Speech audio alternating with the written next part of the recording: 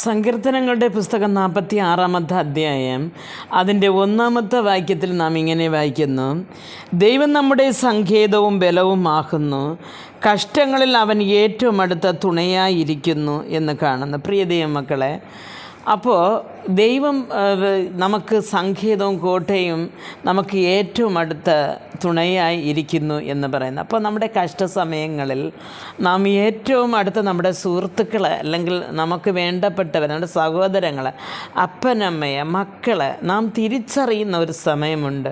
നാം ഏറ്റവും കഷ്ടതകളിൽ ഇരിക്കുമ്പോഴാണ്. നാം കഷ്ടങ്ങളിൽ പെട്ടു എന്നാവുമ്പോൾ പലരും നമ്മെ വിട്ട് മാറിപ്പോകുന്നത് നമുക്ക് കാണുവാൻ സാധിക്കും. പ്രിയ ദൈവമക്കളെ, ദൈവം അങ്ങനെയല്ല. ഏത് പ്രയാസ കഷ്ടങ്ങളിലും ദൈവം നമ്മോട് കൂടെ ഇരിക്കുന്നത്, ഏറ്റവും അടുത്തിരിക്കുന്നത് നമുക്ക് അനുഭവിച്ചറിയാൻ സാധിക്കും.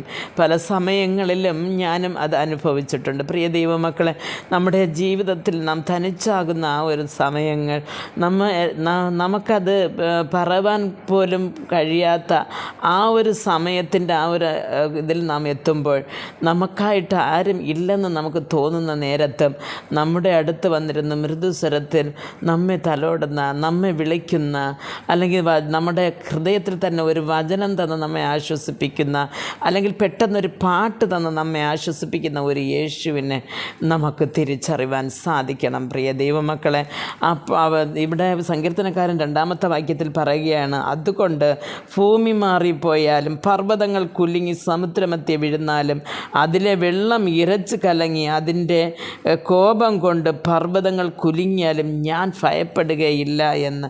പ്രിയ ദൈവമക്കളെ, എന്തു തന്നെ സംഭവിച്ചാലും, ഈ ഭൂമി തന്നെ നിലമാറിയാലും എന്ന് പറഞ്ഞാൽ അങ്ങനെയുള്ള ഒരു സംഭവങ്ങൾ വരുമല്ലേ ചിലപ്പോൾ നമ്മുടെ ജീവിതങ്ങളിൽ. എന്ന് പറഞ്ഞാൽ ഇരിക്കുന്ന ആ ഒരു സ്ഥലത്ത് നിന്ന് നാം അങ്ങനെ ഭൂമി വെടിച്ച് പോയതുപോലെ തോന്നും. എല്ലാം തകർന്ന് ഒരു വൻ പർവ്വതം പോലെ തകർന്ന് ഒടിയുന്നതായി കാണും. നമ്മുടെ ജീവിതത്തിൻ്റെ അനുഭവങ്ങൾ അങ്ങനെ ഇരിക്കും. അങ്ങനെയായാലും ഞാൻ ഭയപ്പെടുകയില്ല എന്ന് സങ്കീർത്തനക്കാരൻ പറയുമ്പോൾ, പ്രിയ ദൈവമക്കളെ, നാമും സങ്കീർത്തനക്കാരൻ്റെ കൂടെ ദൈവത്തെ മഹത്വപ്പെടുത്താം. എന്ത് തന്നെ എൻ്റെ ജീവിതത്തിൽ നടന്നാലും കർത്താവ് എന്നോട് കൂടെ ഇരിക്കുന്നത് കൊണ്ട് ഞാൻ കുലുങ്ങിപ്പോകയില്ല, ഞാൻ പതറിപ്പോകയില്ല.